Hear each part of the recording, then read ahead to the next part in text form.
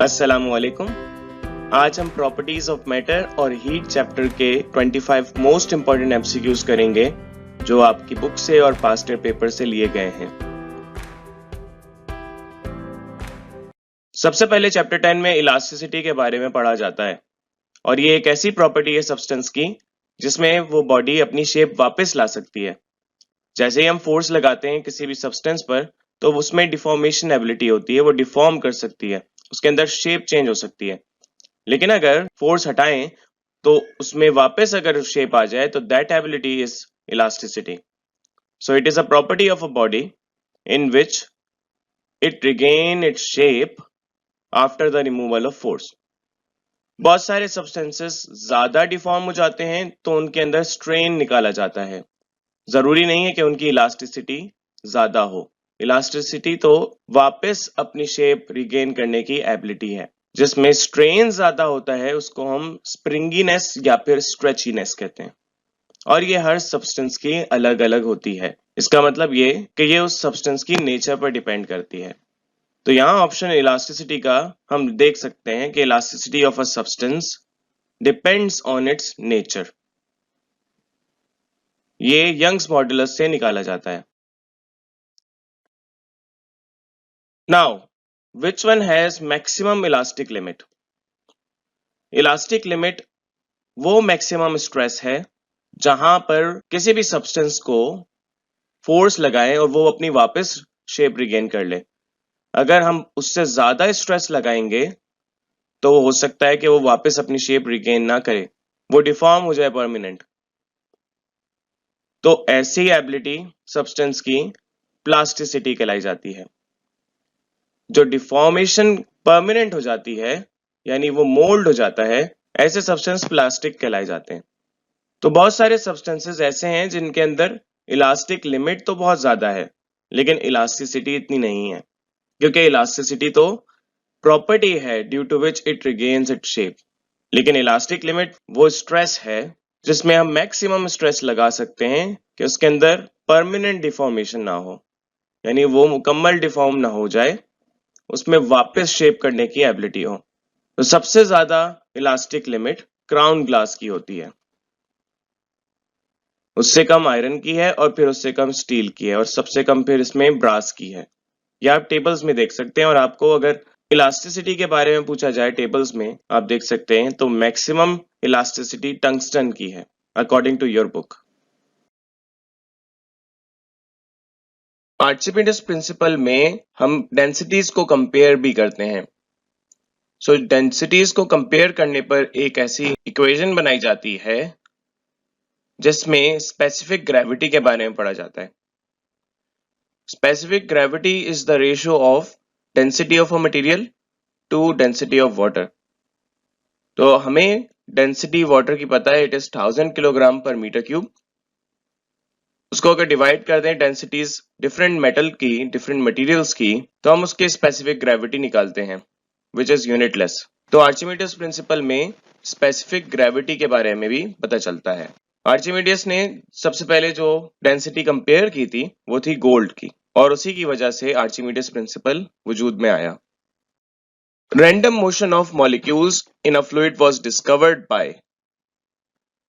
Random motion molecules की जो fluid में यानी लिक्विड और गैसेस में पाई जाती हैं उसको ब्राउनियन मोशन कहते हैं, जो कि एक साइंटिस्ट के नाम पर है और उन साइंटिस्ट का नाम रॉबर्ट ब्राउन है।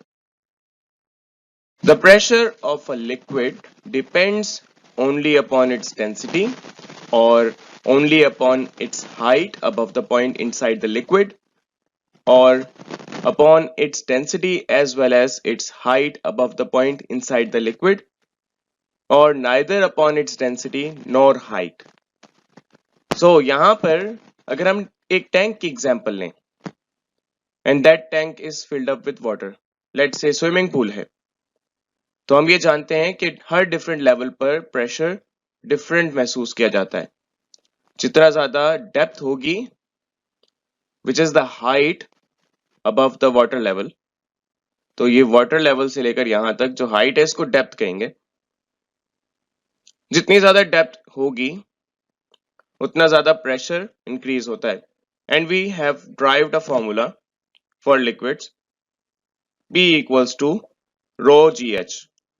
इसकी वजह ये होती है कि इस लेवल तक जो वेट होता है फ्लूइड का यहां पर कम होता है, और जैसे ही ये हाइट बढ़ती है, डेप्थ बढ़ती है, तो वेट इसका ज्यादा होता जाता है।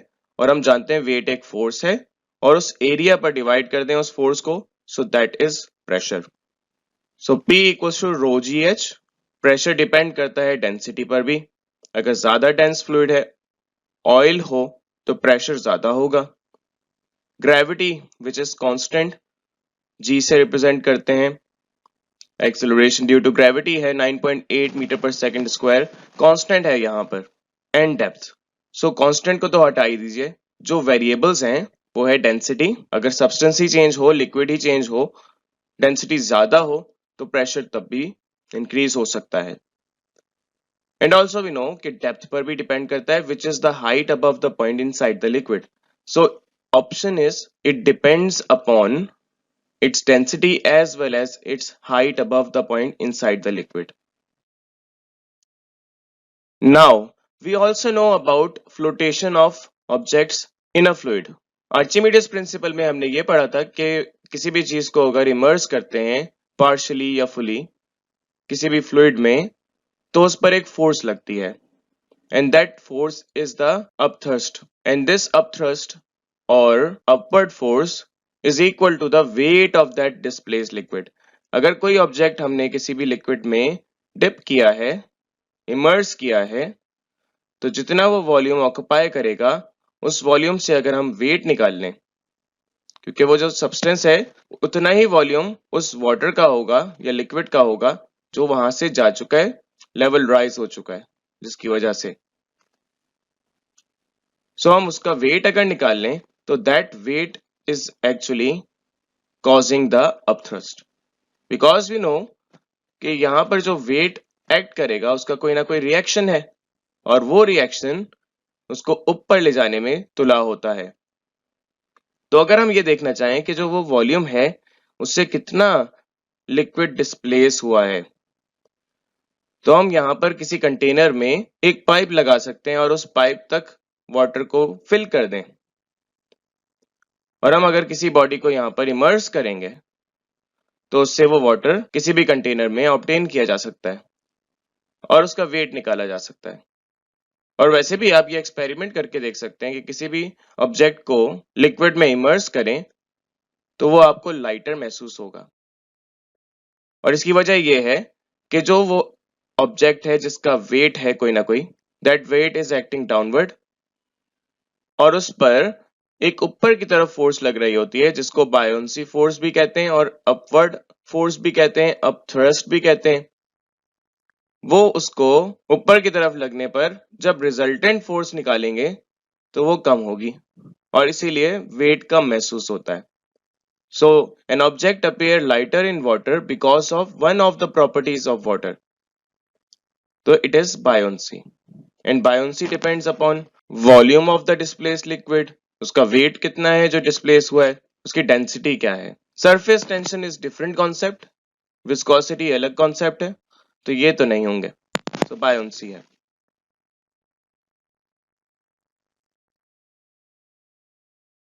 Raindrops are found spherical in shape because one of the following properties of water.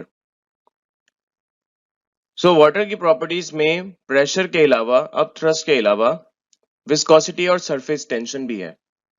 Viscosity is the resistance in flowing of liquid.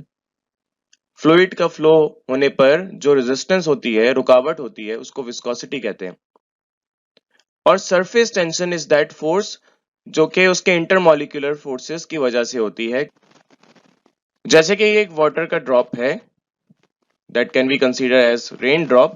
इसके जो सरफेस पर मॉलिक्यूल्स होते हैं वो उसकी सरफेस को रिड्यूस करना चाहते हैं, बिकॉज फोर्स लगाते हैं ये अपने इनर मॉलिक्यूल्स पर ड्यू टू इंटरमोलिकुलर फोर्सेस, और इसकी वजह से तमाम मॉलिक्यूल्स फोर्स लगा रहे होते हैं और एक शेप बन जाती है जिसमें मिनिमम एरिया, मिनिमम सरफेस बनाने की ये कोशिश करते हैं, and that is due to its surface tension. ये एक ऐसी फोर्स है जो सरफेस पर पाई जाती है।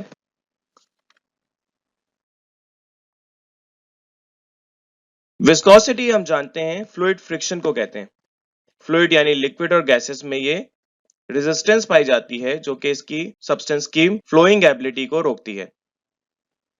फॉर एग्जाम्पल ऑयल और हनी हैज हाई विस्कोसिटी क्योंकि वो बहुत ही स्लोली फ्लो करता है।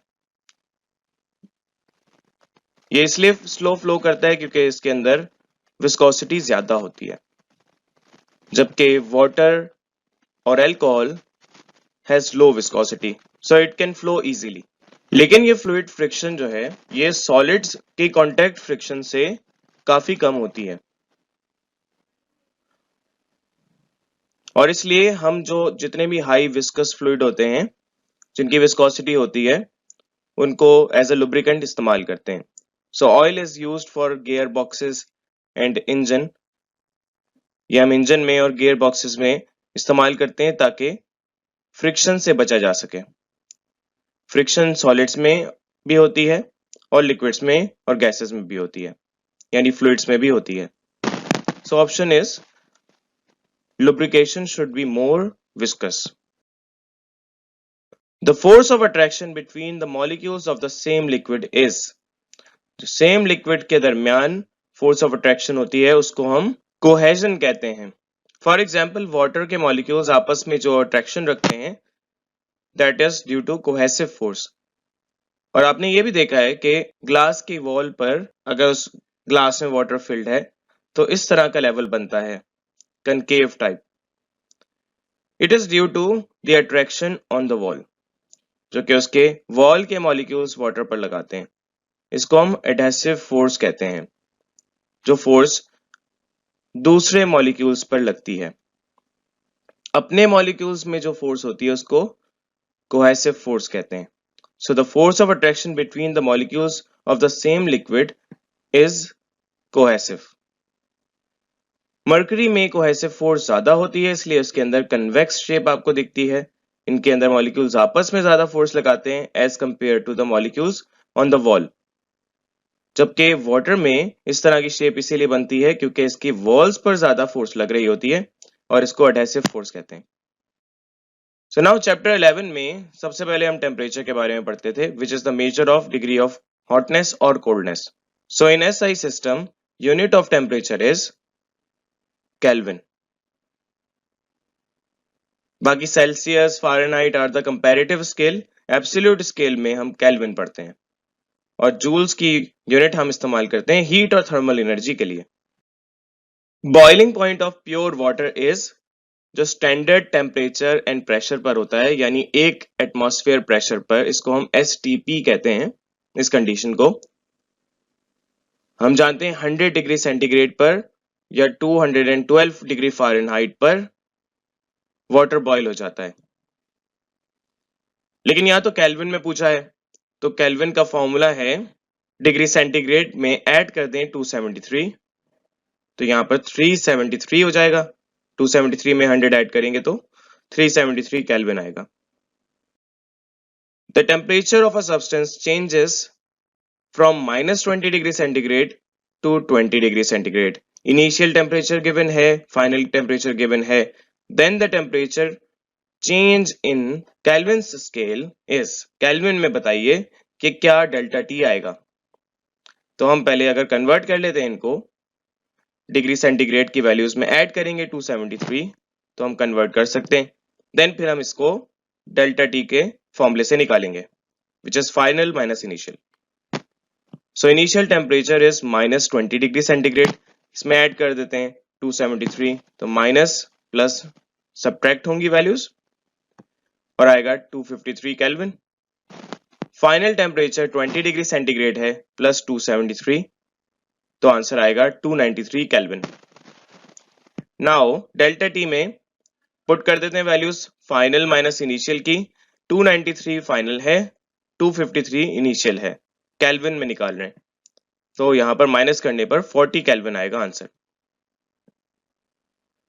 यहां पर एक और बात याद रखें कि जब हम टेम्परेचर डिफरेंस लेते हैं तो सेल्सियस में भी माइनस करने पर सेम आंसर आता है, और इसकी वजह यह है कि यहां पर जब ऐड कर रहे हैं 273, तो जब डिफरेंस निकाला जाएगा तो 273 सब्ट्रैक्ट होके कैंसिल हो जाएंगे, चले करके देखते हैं। तो अगर हम 20 माइनस माइनस 20 करें तो माइनस माइनस प्लस हो जाता है एंड प्लस होने पर ये 40 डिग्री सेंटीग्रेड ही आएगा। तो यानी इसका मतलब कि जब डेल्टा टी लिखेंगे तो डेल्टा टी में केल्विन और सेंटीग्रेड सेम होते हैं, लेकिन अगर डेल्टा टी के बगैर लिखें तो फिर केल्विन और डिग्री सेंटीग्रेड अलग अलग होते हैं। 40 केल्विन आंसर है। Mercury is commonly used as the working liquid in laboratory thermometer because it has a high freezing point. Melting point इसका हाई नहीं होता, इसका लो होता है। अगर हम इसको कंपेयर करें वाटर से, सो वाटर से तो लो ही होता है, और लो होना चाहिए freezing point as compare to water. Has a high density, ये भी वजह नहीं है, हम यहाँ पर हाई डेंसिटी फ्लूइड्स इस्तेमाल कर सकते हैं, ऑयल इस्तेमाल कर सकते हैं, लेकिन उसके अंदर थर्मल एक्सपेंशन अच्छी नहीं होती। इज अ लिक्विड मेटल, ये भी वजह नहीं है, हम एल्कोहल भी इस्तेमाल करते हैं which is not a metal. Is silvery, colour पर तो हम जाएंगे नहीं, कलर तो हम ऐड भी कर सकते हैं लिक्विड में। और expends evenly and proportionally when heated, यानी एक्सपेंड होता है इक्वली एंड प्रोपोर्शनली, इसका वॉल्यूम इंक्रीज होता है जब हीट करते हैं, टेम्परेचर इंक्रीज करते हैं, यानी वॉल्यूमेट्रिक एक्सपेंशन होती है। This is the answer. So now when a piece of red hot iron is thrust into boiling water, red hot iron को boiling water में हम immerse कर दें, thrust कर दें, the temperature of the boiling water will increase, remains the same, decrease, fluctuate or reach the temperature of the iron। हम ये जानते हैं कि रेड हॉट आयरन टेम्परेचर ज्यादा रखता है as compare to boiling water which is at 100 degree centigrade. इस पर हमें स्टीम मिलना शुरू हो जाती है, वाटर कन्वर्ट हो जाता है, फेस चेंज कर देता है गैस में, तो 100 डिग्री सेंटीग्रेड से ज्यादा टेम्परेचर तो नहीं होगा, बॉइलिंग वाटर का तो 100 डिग्री सेंटीग्रेड तक ही रहता है। तो temperature of the boiling water will remain the same. अलबत्ता हम इसमें अगर ये हॉट आयरन पुट कर रहे हैं तो इसकी वजह से स्टीम ज्यादा फिर जनरेट होगी, so it will remain the same. अगर पानी का टेम्परेचर कम होता तो इंक्रीज हो जाता क्योंकि इसके अंदर हीट आ रही है।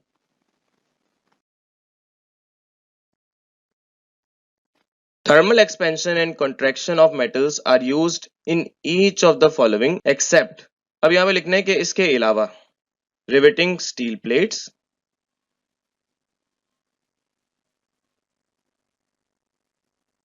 स्टील प्लेट्स में जॉइनिंग हम करवा सकते हैं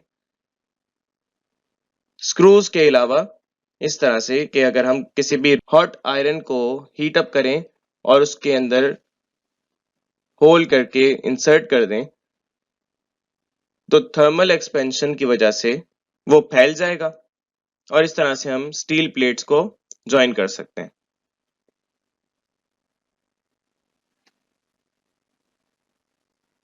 सेकंड ऑप्शन है फिक्सिंग एक्सेल्स फॉर व्हील्स। ट्रेन के जो व्हील्स होते हैं उनको अगर हम हीट अप कर दें तो वो एक्सपेंड हो जाते हैं, उसमें होल में एक्सेल फिट किया जा सकता है, बहुत टाइटली इसको फिट कर सकते हैं क्योंकि जब ठंडा करेंगे तो वो कंट्रैक्शन हो जाएगी। सो ये ऑप्शन भी नहीं है। यहां पर तो देखना है कि थर्मल एक्सपेंशन और कॉन्ट्रैक्शन किस ऑप्शन में अप्लाई नहीं होता। प्रेशर कुकर, प्रेशर कुकर में तो हम प्रेशर इंक्रीज करते हैं, इसमें थर्मल एक्सपेंशन और कॉन्ट्रैक्शन का कोई अमल दखल नहीं, सो ये ऑप्शन हो सकता है। और फायर अलार्म जिसमें हम बायोमेटालिक स्ट्रिप इस्तेमाल करते हैं, it depends on thermal expansion. जब हीट करते हैं उसमें एक्सपेंड हो जाता है जिसकी वजह से एक सब्सटेंस का थर्मल एक्सपेंशन कोफिशिएंट ज्यादा होता है तो वो फैल जाता है, जबकि दूसरे का कम होता है, तो इसमें बेंडिंग एबिलिटी होती है और ये बेंड करके किसी भी सर्किट को ऑन कर सकता है जिसकी वजह से फायर अलार्म बजता है। फायर अलार्म में हीट की वजह से डिटेक्शन होती है, तो इसलिए हम इस बायोमेटालिक स्ट्रिप को इस्तेमाल करते हैं। सो ये भी ऑप्शन नहीं होगा। जिसमें थर्मल एक्सपेंशन और कॉन्ट्रैक्शन नहीं देखते, दैट इज प्रेशर कुकर।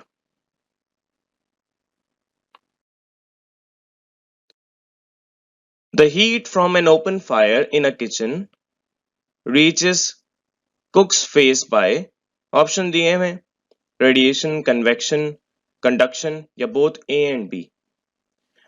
आप जानते हैं कंडक्शन मॉलिक्यूल से मॉलिक्यूल्स ट्रांसफर होता है, जिसमें मॉलिक्यूल्स रेस्ट पर होते हैं। फॉर एग्जांपल एक सॉलिड मेटल है, उसको आग के करीब लेके जाएंगे तो उसके मॉलिक्यूल्स हीट ट्रांसफर करते हैं। जबकि गैसेस हैं या फ्लूइड, लिक्विड भी है, उसमें फ्लोइंग एबिलिटी होती है, तो उस फ्लोइंग एबिलिटी फ्लो के साथ जो हीट ट्रांसफर होती है उसको कन्वेक्शन कहते हैं। और रेडिएशन के लिए कोई मटेरियल मीडियम की जरूरत नहीं, ये रेडिएशन यानी वेव्स के जरिए हीट ट्रांसफर होती है। तो कन्वेक्शन और रेडिएशन दोनों ऑप्शन है। मीथेन जब बर्न करेंगे, कंबशन होगी, तो कार्बन डाइऑक्साइड के जरिए भी हीट ट्रेवल करेगी और इसके अलावा वेव्स के जरिए रेडिएशंस भी मिलती हैं। So both A and B, radiation भी, कन्वेक्शन भी। The reason for bursting water pipes during very cold winter weather is that water pipe contract when cooled. Water pipe contract होता है जब cool करते हैं।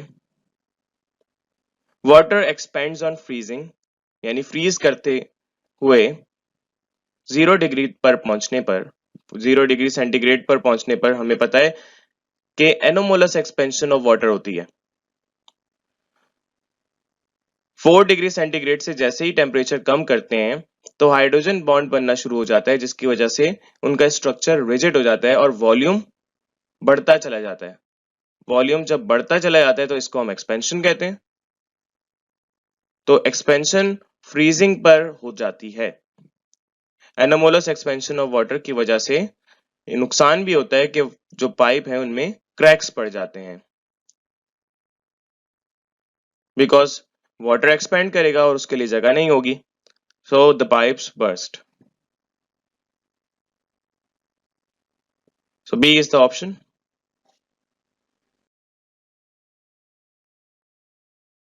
और हम ये जानते हैं कि वॉल्यूम जहां पर बढ़ेगा वहां पर डेंसिटी कम होगी, because density is equal to mass upon volume.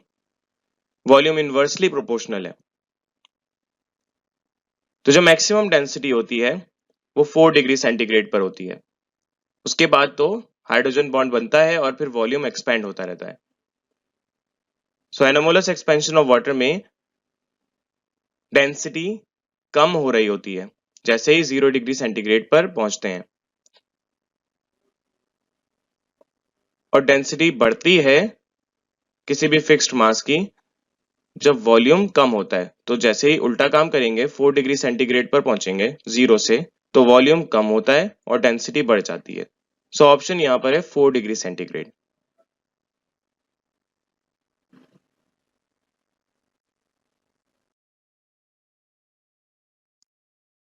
और यही वजह है पानी की डेंसिटी कम हो जाती है 4 डिग्री से कम टेम्परेचर करने पर, 0 डिग्री सेंटीग्रेड पर आने पर उल्टा काम होता है। वैसे तो कॉन्ट्रैक्शन होनी चाहिए, लेकिन हाइड्रोजन बॉन्ड की वजह से ये वाटर एक्सपेंड होता है, यानी उसकी डेंसिटी कम हो जाती है। और जैसे ही आइस बनती है तो उसमें पूरा मुकम्मल हाइड्रोजन बॉन्ड बन जाता है, जिसकी वजह से वॉल्यूम मैक्सिमम होता है। यानी डेंसिटी अगर कम होगी तो that substance becomes lighter. So when water is changed into ice, जब चेंज कर रहे होते हैं आइस पर, so it expends and becomes lighter. So the option is becomes lighter.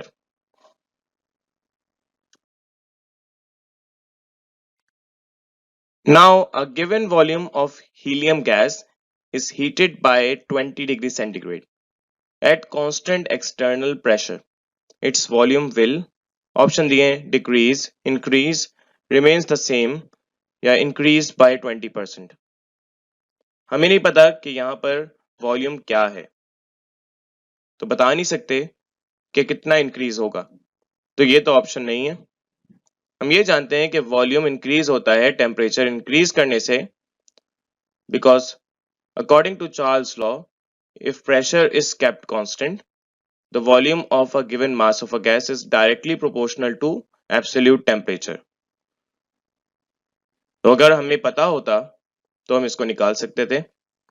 So option यहां पर सिलेक्ट करेंगे इंक्रीज।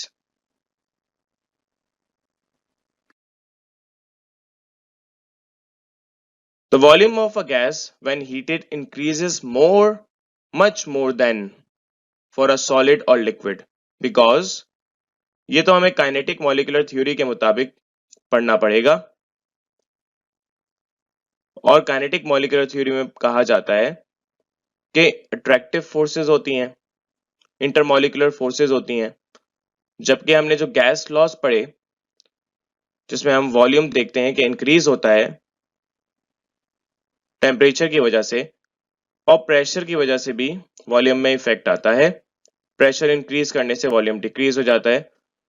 तो इसके लिए जो पीछे रीजन थी, that was the intermolecular forces that are negligible. तो मॉलिक्यूल्स में आपस में जो फोर्सेस होती हैं हम उसको कंसीडर करते हैं कि वो नेग्लिजिबल है, बहुत कम होती हैं, जिसकी वजह से एक्सपेंशन ज्यादा हो सकती है। ऑप्शन यहां पर दिए हैं, the particle of a gas expand more, ये कोई साइंटिफिक रीजन इसमें नहीं दिखती। The attractive force between molecule of a gas are negligible, ये ऑप्शन समझ आता है। The particles of solid and liquid can not move, और the molecules of a gas are lighter. So यहाँ पर जो साइंटिफिक रीजनिंग दिख रही है दैट इज ऑप्शन बी, क्योंकि जो गैस है उसमें मॉलिक्यूल्स पर इतनी ज्यादा अट्रैक्टिव फोर्सेस नहीं होती as compare to solids and liquid, और इसकी वजह से ये फ्री टू मूव ज्यादा होती हैं और ये एक्सपेंशन ज्यादा कर सकती हैं।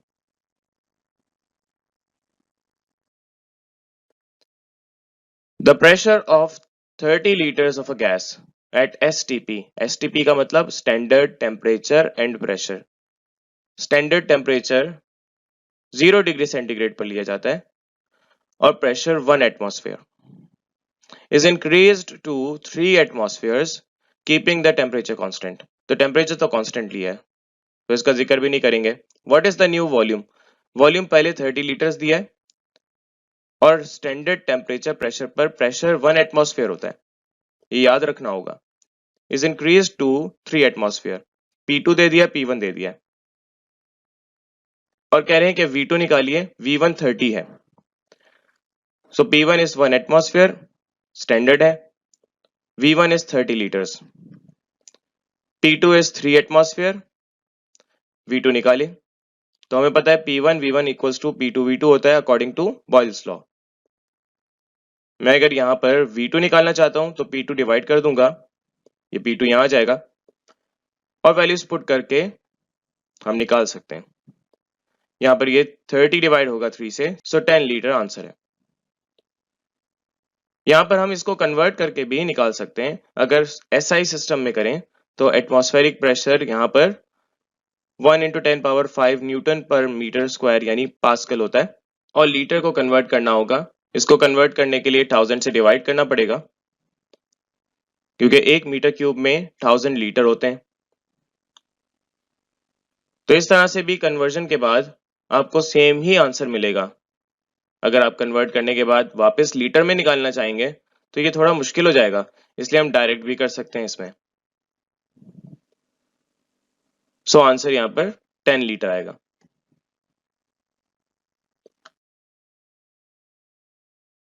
Specific heat of ice, specific heat हम यहाँ पर कहते हैं कि it is the amount of heat absorb by a substance per unit mass per unit degree rise in temperature, कि वो सब्सटेंस कितना टेम्परेचर राइज करेगा जब उसमें अमाउंट ऑफ हीट स्टोर होगी, कितने मास के लिए।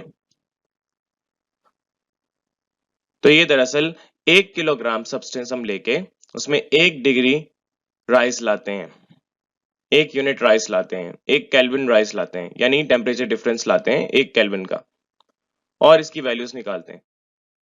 तो आइस का स्पेसिफिक हीट कम है, वाटर की स्पेसिफिक हीट सबसे ज्यादा होती है। वाटर की स्पेसिफिक हीट तो 4200 joules per kilogram per kelvin है, लेकिन आइस की आधी होती है, so it is 2100 joules per kilogram per kelvin. Now the conversion of liquids into vapours. हमें पता है कि जब बॉईल करते हैं वाटर को या लिक्विड को, तो वो वेपर्स में कन्वर्ट हो जाते हैं, गैस में कन्वर्ट हो जाते हैं। लेकिन ऐसा होता है जब बॉइलिंग पॉइंट पर उस लिक्विड का टेम्परेचर पहुंचता है। हमने ऐसे भी देखा है कि अगर कपड़े सुखाने के लिए रखे जाएं तो टेम्परेचर तो इतना नहीं होता कि 100 डिग्री सेंटीग्रेड तक पहुंच जाए, तो उसका पानी सूख जाता है, जिसकी वजह इवेपोरेशन है। लिक्विड के मॉलिक्यूल्स हैं ऊपर सतह पर, उन पर कुछ फोर्सेस लग रही होती हैं और उस फोर्स की वजह से प्रेशर पाया जाता है। जब ये प्रेशर कम होता है एटमॉस्फेयर के प्रेशर से, हवा के प्रेशर से, तो ये मॉलिक्यूल्स स्किप कर जाते हैं और ऐसा लगता है कि ये गैस में कन्वर्ट हो गया। ये जो मॉलिक्यूल्स हैं इनको वेपर कहा जाता है फिर, और ये किसी भी टेम्परेचर पर हो सकता है। So the conversion of liquid into vapours at any temperature और at all temperatures is called evaporation.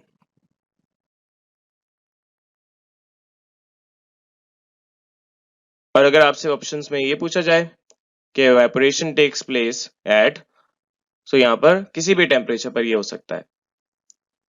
ये टेम्परेचर पर डिपेंड नहीं करता, ये प्रेशर पर डिपेंड करता है, और इसको हम इंटरमीडिएट में डिटेल से पढ़ते हैं। So thank you for listening. Allah Hafiz.